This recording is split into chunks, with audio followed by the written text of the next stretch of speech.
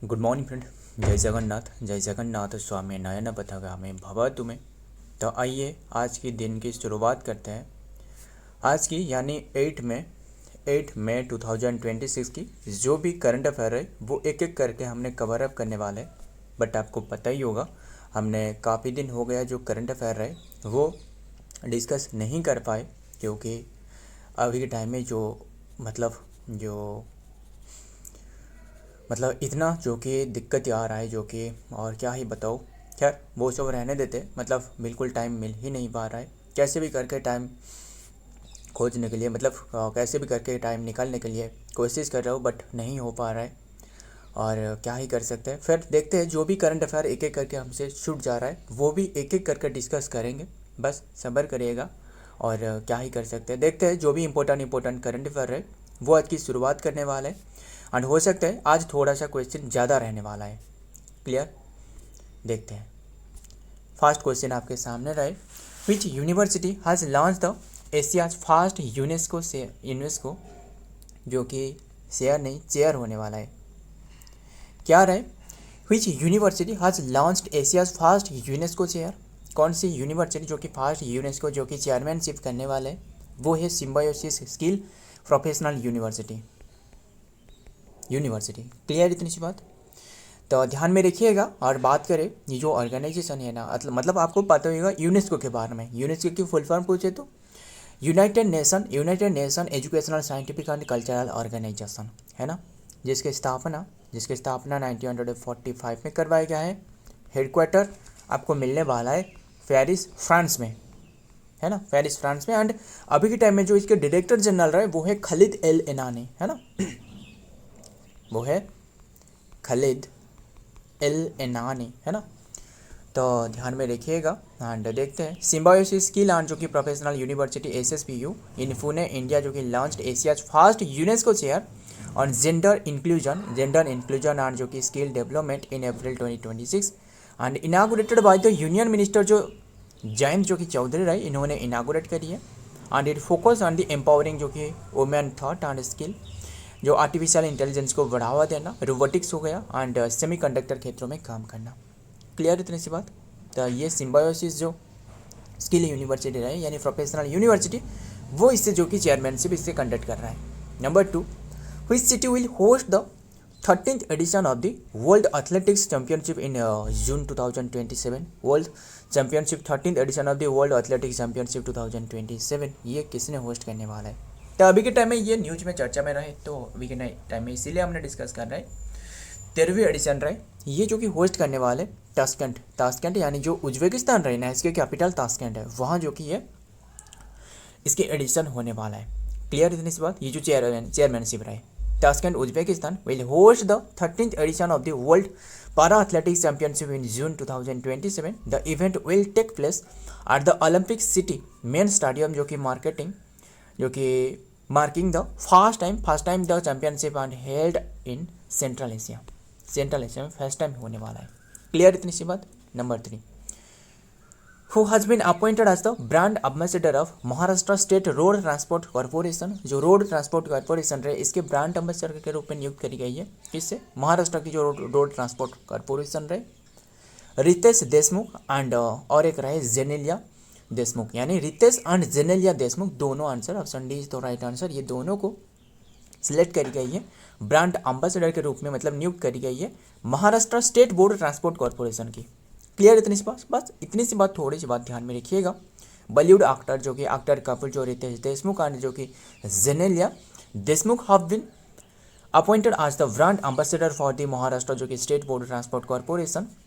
ध्यान में रखिएगा MSRI जो कि RTC एंड तो ध्यान में रखिएगा। और बात करें तो उद्देश्य क्या है, उद्देश्य यही है कि जो कि क्या है, यही है अप्रैल 2026 में इन्हें जो कि अपॉइंटेड करी गई है। They will serve a 5 year term to promote road safety को प्रमोट करना, पैसेंजर जो कि अवेयरनेस प्रोवाइड करना एंड सोशल मैसेज जो कि प्रोवाइड करना to state own bus services हो गया। तो ध्यान में रखिएगा इतनी सी बात। आगे देखते हैं। नंबर 4, गुरबख्श सिंह ग्रेवाल, इनके बारे में काफ़ी हमने चर्चा करी है काफ़ी बार। तो इनके हाल ही में निधन हो चुकी है एंड इन्होंने मतलब पास्ट और रिसेंटली एंड युवा जहाँ सेटेड हुई थी विच फील्ड, इन्होंने कौन सी फील्ड से जुड़े रहे। पहले बात तो ये है इन्होंने स्पोर्ट्स से जुड़े रहे एंड एग्जैक्टली जो कि स्पोर्ट बात करें तो वो है हॉकी से इन्होंने जुड़े रहे। क्लियर इतनी सी बात। ध्यान में रखिएगा, खास बात यह है कि 1968 के टाइम पर जबकि इंडिया मतलब जो हॉकी के मामले में जो कि काफ़ी लीडिंग पोजीशन पर जो कि थे तभी के टाइम पर जो कि इन्होंने मतलब खेल रहे थे 1968 के टाइम पर जो मेक्सिको सिटी ओलंपिक्स में था, इसमें जो कि इंडिया ने गोल्ड मेडल होस्ट करी थी एंड इन्होंने जो कि इसमें थे इंडिया जो कि ओन गोल्ड मेडल। ध्यान में रखिएगा ये बातें और आगे देखते हैं क्या रहे। 1968 ओलंपिक्स ही वाज ए की मेंबर ऑफ द जो कि इंडियन मेंस हॉकी टीम के जो कि की मेंबर थे। Own the bronze medal at the Mexico city Olympics and player of the position special जो कि forward he also player A western जो कि रेलवे एंड एडमिनिस्ट्रेटिव कंट्रीब्यूशन में के रहे। तो ध्यान में रखिए आफ्टर रिटायरिंग के बाद इन्होंने as a player he worked as a coach के रूप में भी इन्होंने काम कर चुके हैं and served as a honorary जो कि सेक्रेटरी ऑफ द मुंबई जो कि हॉकी एसोसिएशन। क्लियर इतनी सी बात। आगे number 5 Thomas and Uber cup. Thomas and Uber cup 2026 started in which place, कौन सी प्लेस में अभी के टाइम में ये स्टार्टेड करी गई है Thomas and Uber cup. Thomas and Uber cup ये है तो ये डेनमार्क में अभी के टाइम में शुरुआत करी गई है। पहले बात तो ये है कि जो थॉमस कप एंड जो उबर कप है ना ये कौन से स्पोर्ट से जुड़े रहे, पहले ये बताना, ये काफ़ी महत्वपूर्ण हो जाती है। थॉमस कप एंड जो उबर कप है ना ये बैडमिंटन से एसोसिएटेड है। कौन सी स्पोर्ट्स, बैडमिंटन से एसोसिएटेड है एंड 2026 की स्टार्टेड करी गई है कौन सी प्लेस में, डेनमार्क में। क्लियर इतनी सी बात। 2026 एग्जैक्ट डेट बात करें तो 24 अप्रैल को ये शुरुआत हो चुकी है। हालांकि ध्यान में रखिएगा ये बातें। आगे देखते हैं the 2026 Thomas and Uber Cup जो कि वज 34th एडिशन रहे, 34th नंबर की edition and of the Thomas Cup and the 31st जो कि edition of the Uber Cup. 34 जो कि थॉमस कप की एडिशन एंड 31st जो कि उबर कप की एडिशन, ये दोनों के दोनों हो रहा है कौन सी प्लेस में, डेनमार्क में हो रहा है। क्लियर इतनी सी बात। एंड जिसका संबंधित जो बताया ना बैडमिंटन रहा इसी से संबंधित है and hosted by the badminton Denmark and organize by badminton world federation के द्वारा ये ऑर्गेनाइज किया जा रहा है। बैडमिंटन वर्ल्ड फेडरेशन यानी शॉर्ट फॉर्म में पूछे तो BWF। The tournament will be held at जो कि हर्सनर्स जो कि मतलब 24 अप्रैल से शुरुआत हो चुकी है, 3 मई तक चल रहा था। तो देखते हैं नेक्स्ट में क्या रहा है। Number 6 who is the author of the book the curious and classified on earthing military myths and mysteries. किसने जो कि ये जो बुक रहे असल में ये बुक है, एक बुक है curious and classified on earthing military myths and mysterious. ये बुक का ऑथर कौन है, काफ़ी महत्वपूर्ण बुक है, ध्यान में रखिएगा, हल्का में मत लेना। ये बुक का ऑथर है Manoj Mukund Naravane. Option B is the right answer, Manoj Mukund Naravane ने ये बुक के ऑथर है। क्लियर इतनी सी बात। एंड इन्होंने मतलब जो मनोज मुकुंद नरवणे रहे इन्होंने 2019 से लेकर 2022 तक इन्होंने चीफ ऑफ आर्मी स्टाफ थे। कौन थे, चीफ ऑफ आर्मी स्टाफ। अगर अभी के टाइम में जो आर्मी चीफ पूछे तो कौन रहे बता सकते हो, वो उपेंद्र द्विवेदी रहे, है ना। 13th नंबर की, नंबर भी ध्यान में रखिए, पूछा जाता है कि कौन सी नंबर की रहे बताओ, तो ये थोड़ा सा ध्यान में रखिएगा। पहले जो थे वो था M करियप्पा था ना, कमेंट करना क्या मैं सही हूँ, जो M करियप्पा था ना फर्स्ट टाइम जो बने थे आर्मी चीफ। और अभी के टाइम में नाभाल चीफ तो पता ही होगा, एंड नाभाल चीफ हो गया, एंड अमरप्रीत सिंह जो कि AR चीफ रहे, एंड नाभाल चीफ तो कौन रहे, दिनेश कुमार त्रिपाठी रहे। ध्यान में रखिएगा सारे के सारे बातें और देखते हैं डिटेल में। The author of the book curious and the classified जो कि ये बुक के ऑथर है, जो कि ऑन अर्थिंग जो कि military myths and the mysteries published in April 2026 में ये पब्लिश करी गई है। इसी जनरल जो कि मनोज मुकुंद नरवणे ने इन्होंने ये लिखी है। The 28th chief of the army staff थे, एंड अभी के टाइम में आर्मी स्टाफ पूछे तो वो 13 नंबर की बताया ना, 13 नंबर की जो कि आर्मी स्टाफ रहे। और ये भी बताना मुझे कि ये जो अभी जो बताया अमरप्रीत सिंह रहे यानी जो AR चीफ, और जो दिनेश कुमार त्रिपाठी रहे जो मतलब नाभाल चीफ, वो कौन सी नंबर की बताना, बस थोड़ा सा हिंट दे रहा हूँ। एक रहे 26 एंड और एक 28, ये दोनों में अंतर बताना कौन सी नंबर की है। तो chief of the army staff and इन्होंने 28th नंबर के आर्मी स्टाफ थे, और the book is a non fiction जो कि work and published by the Rupa publication जो रहा है, इन्होंने ये पब्लिश करी है। क्लियर इतनी सी बात। खैर इतना डिटेल में हमने नहीं देखते, बस बुक का ऑथर का नाम याद रखिएगा, वही इंपॉर्टेंट है। First international women industry day observe करी गई है, मतलब सेलिब्रेट करी गई है कौन सी डेट में? International women industry day.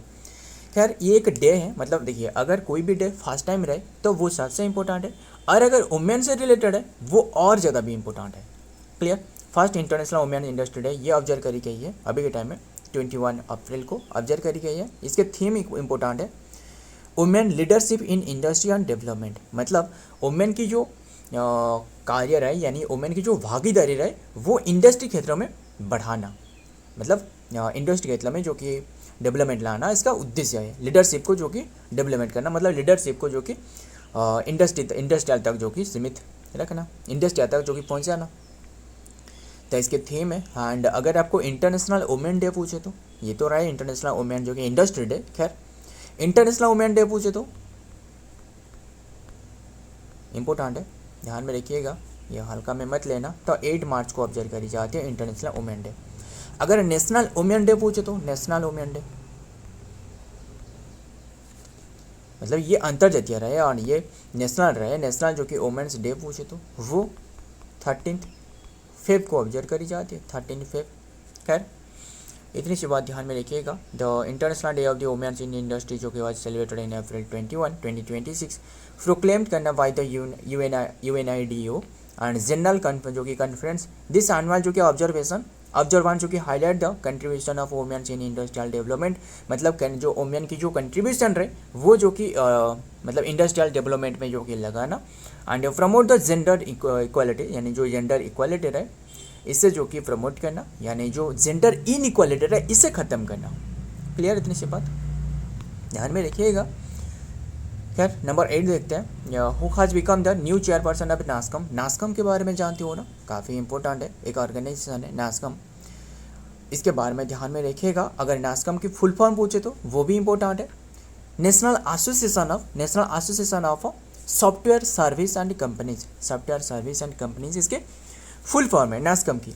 अभी के टाइम में इसकी जो कि न्यू चेयरपर्सन के रूप में नियुक्त करी गई है वो है Srikanth Vellamkani. Srikanth Vellamkani, option C is तो right answer, Srikanth Vellamkani. Clear इतनी सी बात। और इन्होंने जो मतलब बने हैं किसके प्लेस में, वो है सिंधु गंगाधरन।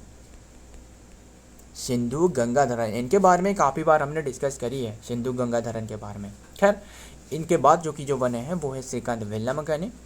एंड अभी के टाइम में एक क्वेश्चन पूछ रहा हूँ यहाँ, बताना जो निधि छिब्बर है, निधि छिब्बर अभी के टाइम में कौन सी फील्ड से जुड़े रहे, बताना निधि छिब्बर जो रहे।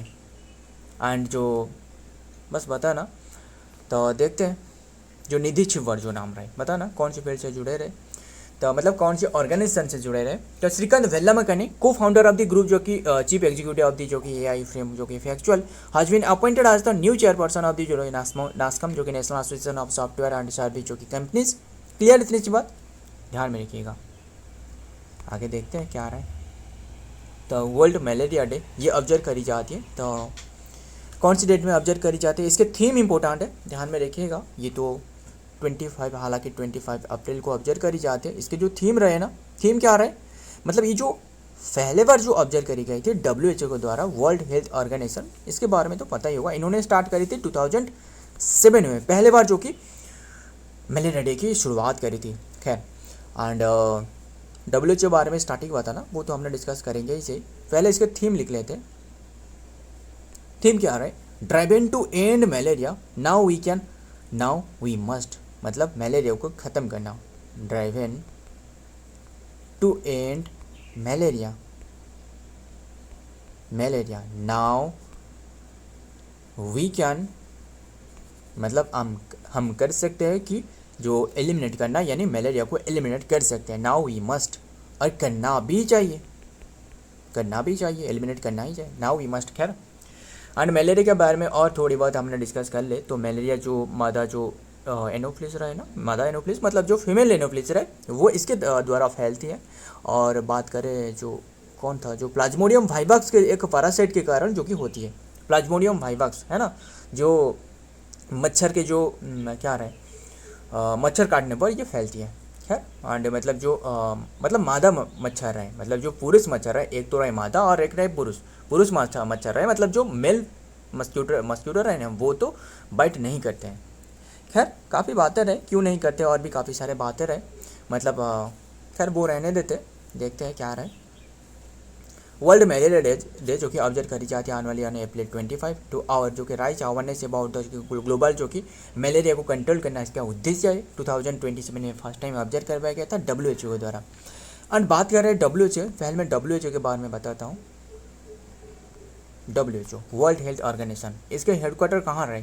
जेनेवा स्विट्जरलैंड में। स्थापना बताना, स्थापना 1948 में रहे ना स्थापना।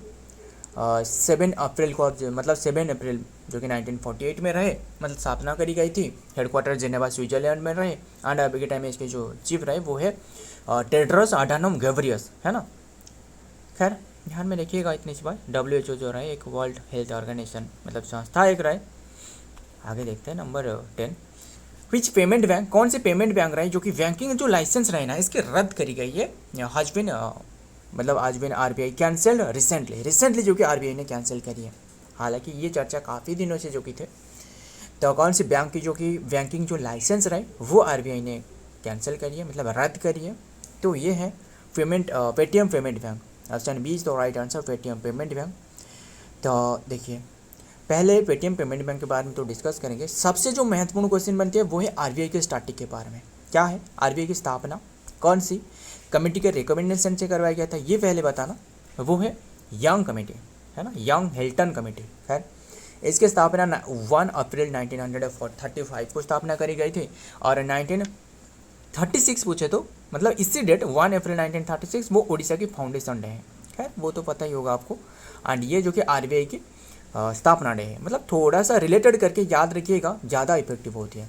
तो मेरे तो मानना ये है, और खैर आपकी जो भी मर्जी हो। तो ये 1 अप्रैल 1935 में ये मतलब स्थापना करी गई थी। एंड इसके हेडक्वार्टर तो मुंबई में रहे, मतलब ज़्यादातर बैंक की जो कि हेडक्वार्टर मुंबई में देखने को मिलने वाला है। और बात करें RBI की जो नेशनलाइजेशन है ये भी महत्वपूर्ण है। ये 1 जनवरी 1949 को करवाया गया था इसके नेशनलाइजेशन, मतलब जिसे राष्ट्रीयकरण कहा जाता है। और एक बात बताना, जो 14 बैंक की जो राष्ट्रीयकरण करवाया गया था कौन सी 5 ईयर के प्लान के टाइम पर, है ना, बताना कौन से 5 ईयर प्लान के टाइम पर जो 14 बैंक के राष्ट्रीयकरण करवाया गया था। हालांकि अभी के टाइम में तो 5 ईयर प्लान नहीं रहे। अभी के टाइम में क्या रहे, नीति आयोग रहे, है ना, national institution for transforming India. And तो ध्यान में रखिएगा।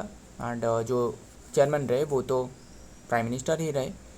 खैर एंड और क्या बात करें, तो बात करें जो कि पेटीएम पेमेंट बैंक, इसके बारे में थोड़ा स्टार्टिंग जान लेते हैं। जिसकी स्थापना 2017 में करवाया गया था, किसके द्वारा, भाई विजय शेखर शर्मा के द्वारा। एंड हेडक्वार्टर नोएडा यूपी में मिलने वाला है। एंड CEO जो रहे वो है अरुण कुमार बंसल रहे।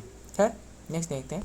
The Reserve Bank of India जो कि RBI कैंसिल करिए the banking licence of the Paytm payment bank limited यानी PPBL इफेक्टिव फ्रॉम जो कि क्लोज जो कि बिजनेस ऑन अप्रैल 24 में इसकी जो इफेक्टिव हो चुकी है। The action was taken due to the जो कि persistent non complaints and the banking जो कि ऑपरेशन, मतलब इनके मानना है कि काफ़ी सारे जो कि जो डेडलाइन रहे, काफ़ी सारे जो कि गाइडलाइन रहे वो पेटीएम ने फॉलो नहीं कर रहे हैं। खैर वो रहने देते, इतना डिटेल में नहीं जाते। तो क्या है, बस थोड़ा बहुत ध्यान में रखिए, वही इंपॉर्टेंट है। Number 11, under the free trade agreement India has sign with which country export duty with eliminate 100% of all India goods. मतलब इम्पोर्टेंट है, सिर्फ इम्पोर्टेंट नहीं, बहुत इंपॉर्टेंट है, पता ही होगा। जो यूरोपियन यूनियन के साथ ये डील भी साइन करवाया गया था, पिछले साल हमने डिस्कस करी थी, है ना, 2025 में हमने डिस्कस करी थी कि जो यूरोपियन यूनियन के साथ जो कि फ्री ट्रेड एग्रीमेंट जो कि साइन करी थी इंडिया ने। अभी के टाइम में फिर से कौन सी कंट्री के साथ फ्री ट्रेड एग्रीमेंट की साइन करी है, मतलब समझौता साइन करी है। MOU, मतलब MOU का मतलब जानती हो ना, मतलब क्या रहे, मेमोरेंडम ऑफ अंडरस्टैंडिंग, है ना, मेमोरेंडम ऑफ अंडरस्टैंडिंग MOU। तो अभी के टाइम में फ्री ट्रेड एग्रीमेंट जो कि जैसे शॉर्ट फॉर्म में FTA भी कह सकते हो। अगर आपको मतलब कहीं पर भी FTA दिख गए, मतलब ये फ्री ट्रेड एग्रीमेंट की बात करी जा रहा है। तो इंडिया ने जो साइन करी है वो है न्यूजीलैंड के साथ। क्लियर इतनी सी बात। मतलब अभी के टाइम में जो कि मेन बात ये है कि जो भी सामान जो कि न्यूजीलैंड से आ रहा है इसमें जो कि 100% मतलब टैरिफ जो रहा है वो छूट मिलने वाला है, मतलब बिल्कुल भी इसमें जो कि चार्जेस नहीं लगने वाला है। या फिर इंडिया से जो भी सामान जो कि न्यूजीलैंड जा रहा है इसमें भी नहीं लगने वाला है, बट इसमें थोड़ा बहुत जो कि मतलब बाउंडिंग रहे, जो कि जैसे मिल्क हो गया एंड और भी काफ़ी सारे जो कि एग्रीकल्चरल प्रोडक्ट हो गया, इसमें थोड़ा बहुत जो कि इसमें रहे, ध्यान में रखिएगा, ताकि जो कि इंडियन जो फार्मर है इससे जो कि नुकसान ना हो सके। खैर इतना डिटेल में नहीं जाते, बस इतना ध्यान में रखिएगा। ये न्यूजीलैंड जो कि ये न्यूजीलैंड के साथ एक समझौता साइन करिए 100% जो कि एलिमिनेट करना एक्सपोर्ट ड्यूटी जो रहे, ड्यूटीज मतलब जो मतलब कस्टम ड्यूटी जो रहे ना, बस वही है। मतलब ध्यान में रखिएगा, मतलब दूसरे कंट्री का पर जो भेजा जाता है इसे जो कि एक्सपोर्ट ड्यूटी लगता है। खैर बात कर रहे हैं न्यूजीलैंड के बारे में, इसके कैपिटल तो पता ही होगा, वो है वेलिंगटन रहे।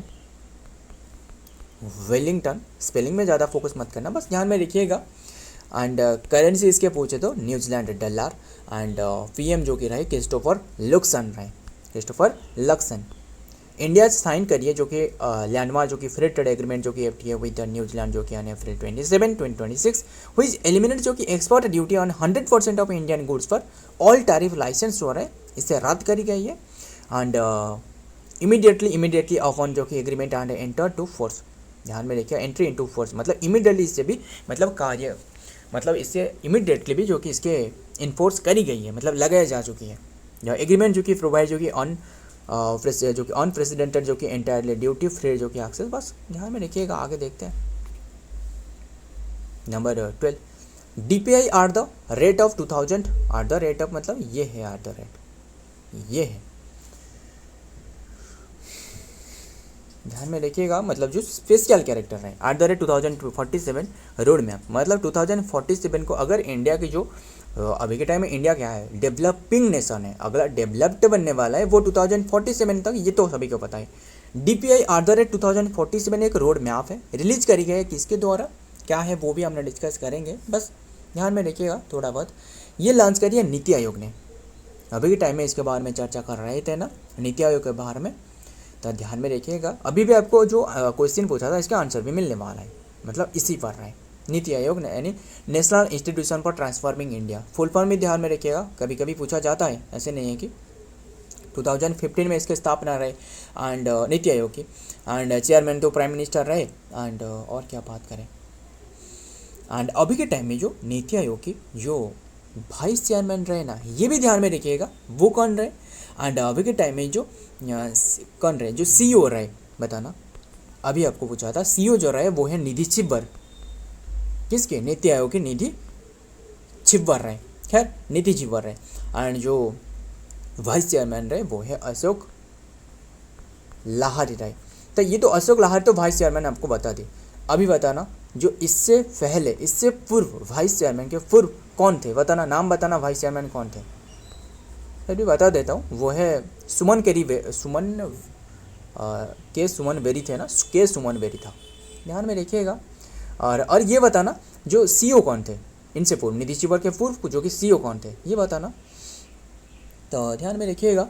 और बात करें किसके बारे में, मतलब इसका उद्देश्य क्या है, 2047 तक इंडिया जो कि 30 ट्रिलियन जो कि डॉलर की एक कैपेबिलिटी जो कि बनने वाला है इंडिया, ये लक्ष्य रखी गई है इंडिया की, मतलब सारे के सारे जो मैपिंग, मतलब सारे के सारे इंडिया की जो डेवलप्ड नेशन बनने वाला है, इसके सारे के सारे मैपिंग तैयार करी गई है। क्लियर इतनी सी बात नीति आयोग के द्वारा, है ना। क्या रहे टाइटल, DPI जो कि एट द रेट 2047 विकसित भारत से स्ट्रैटेजी जो कि रोड मैप टू एनेबल जो कि नॉन लीनियर जो कि इंक्लूसिव जो कि सोशियो इकोनॉमिक जो कि growth, and document was launched in जो कि लेट अप्रैल 2026 जो आउटलाइन जो कि इंडिया से लॉन्ग टर्म जो कि डिजिटल पब्लिक जो कि इंफ्रास्ट्रक्चर DPI स्ट्रैटेजी। क्लियर इतनी सी बात, DPI मतलब डिजिटल पब्लिक जो कि इंफ्रास्ट्रक्चर जो हो रहा है। Holocene era fossil bed win discovered in which state, Holocene era fossil bed ये एक फॉसिल बेड है, रिसेंटली कहाँ जो कि ये डिस्कवर करी गई है, तमिलनाडु में, तो ध्यान में रखिएगा कहाँ करी गई है, तमिलनाडु में, option C is the right answer, Tamil Nadu, ध्यान में रखिएगा। एंड बात करें जो मतलब 8,000 से लेकर 8,000 to 12,000 ईयर की ये पुराना है, ईयर की ओल्ड जो कि फॉसिल रहे ये डिस्कवर करी गई है। मतलब जो कि काफ़ी सारे बारिश के कारण ये जो ऊपर लेयर जो कि हटने के बाद ये सारे के सारे एक एक करके दिखाई दे रहा है। मतलब ये जो फॉसिल रहे, फॉसिल से क्या पता चलता है, फॉसिल से यही पता चलता है कि मतलब जो पुराने के ज़माने में मतलब कौन से जानवर हुआ करते थे एंड मतलब ये सारे के सारे जानकारी मिलते हैं। खैर ध्यान में रखिएगा। और ये बताना जो मतलब जो फॉसिल रहे, फॉसिल क्या है, जो फॉसिल के बारे में स्टडी करने को क्या कहा जाता है बता सकते हो मुझे? काफ़ी महत्वपूर्ण है, पूछा जाता है एग्जाम में, जो 1 वर्ड सब्स्टिट्यूशन रहे इंग्लिश में। इसे पैलेंटोलॉजी कहा जाता है। पैलेंटोलॉजी है ना, लॉजी का मतलब ही स्टडी, जैसे जूलॉजी हो गया, बटन जो बायोलॉजी हो गया है ना, तो साइकोलॉजी हो गया। ये होलोसेनिक एरा जो कि फॉसिल वेयर जो कि अप्रोक्सीमेटली 8,000 to 12,000 ईयर की ओल्ड एंड वाज रिसेंटली जो कि discovered in the Thoothukudi district Tamil Nadu में ये डिस्कवर करी गई है। द साइट लोकेटेड इन दी जो कि पानायूर जो कि एयर एंड रिलीज आफ्टर जो कि हेवी रेन के बाद जो कि ये डिस्कवर करी गई है। एंड जो कि सब्सिक्वेंट जो कि service by the geological survey of India, यानी ध्यान में रखिएगा, confirm and in the finding. Next देखते हैं number 14, Himadri special chemical commission. क्या देखते हैं क्वेश्चन में, तो आज भी थोड़ा सा ज़्यादा टाइम हो चुकी है, तो कवर करते हैं। हिमाद्री स्पेशल जो कि केमिकल कमीशन जो कि कमीशन इंडिया फर्स्ट जो कि अनोड मटेरियल प्लांट इन हुई स्टेट, कौन से स्टेट में इसे बनाया गया है? इसे वेस्ट बंगाल में बनाया गया है। एंड अभी के टाइम में वेस्ट बंगाल में पता ही हो कैसे तनाव चल रहा है, तो वेस्ट बंगाल में जो हुगली रिवर है इसी के किनारे में जो कि इसके स्थापना करी है, हुगली डिस्ट्रिक्ट में।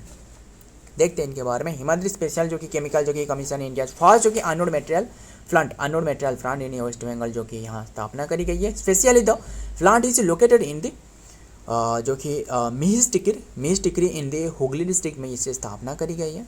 तो ये ध्यान में रखिएगा। आगे देखते हैं नंबर 15, रघु राय हज पास्ट अवे, इम्पोर्टेंट है, मतलब ध्यान में रखिएगा। रघु राय जो कि has passed away recently and he is related to which field, इन्होंने कौन सी फील्ड से जुड़े रहे? एक फोटोग्राफर थे, इनके हाल ही में डेथ हो चुकी है, 83 एज में जो कि डेथ हो चुकी है। एंड इन्होंने आइकॉनिक फोटोग्राफ जो कि इन्होंने जो मतलब खास बात ये है कि 1984 में जो भोपाल ट्रेजेडी हुए थे ना, पता ही होगा, जिसके कारण 4,000 से ज़्यादा लोग की मतलब लगभग 1,200 से ज़्यादा लोग की जो कि स्पॉट डेथ हुए थे, और 3,000 से ज़्यादा लोगों की 3 से 4,000 से ज़्यादा लोगों की जो कि घायल हुए थे, है ना। अभी के टाइम में भी वो भी काफ़ी सारे लोगों रहे जो कि क्रिपल देखने को मिल रहा है। खैर ध्यान में रखिएगा, 1984 की जो भोपाल गैस ट्रेजेडी रहे, एक इंडस्ट्रियल एक्सीडेंट था, वो जो हुए थे वो ध्यान में रखिएगा। मतलब इसके जो आइकॉनिक फ़ोटो रहे ना, इन्होंने जो कि ये फ़ोटो जो कि क्लिक करी थी वो था रघु राय। क्लियर इतनी सी बात, बस इतनी सी बात ध्यान में रखिएगा। और बात करें किसके बारे में, अगर देखिए, अगर हमने चाहते हैं कि सर वो सब रहने देते, टाइम भी ज़्यादा हो चुकी है, तो फील्ड फोटोग्राफर जो कि फोटो जर्नलिज्म एंड डॉक्यूमेंटरी जो कि फोटोग्राफर किया दिया जो कि हाईलाइट ही वाज जो कि एसोसिएटेड विद द स्टार्ट जो कि statesman of the India and then was nominated by the, बस ध्यान में रखिएगा, नाम याद रखिएगा। इन्होंने एक जो कि फोटोग्राफर थे, और यही तक रहने देते। एंड जो नेक्स्ट क्वेश्चन रहे कल से हमने डिस्कस करने वाले, आज थोड़ा सा ज़्यादा क्वेश्चन रहे। सो फ्रेंड, आज की ये सारे के सारे क्वेश्चन रहे। वीडियो पसंद आए तो वीडियो को लाइक करिएगा, दोस्त के साथ शेयर करिएगा। तो मिलता हूँ और एक वीडियो में और एक इम्पोर्टेंट एमसीए साथ, तब तक के लिए जय हिंद, जय जगन्नाथ।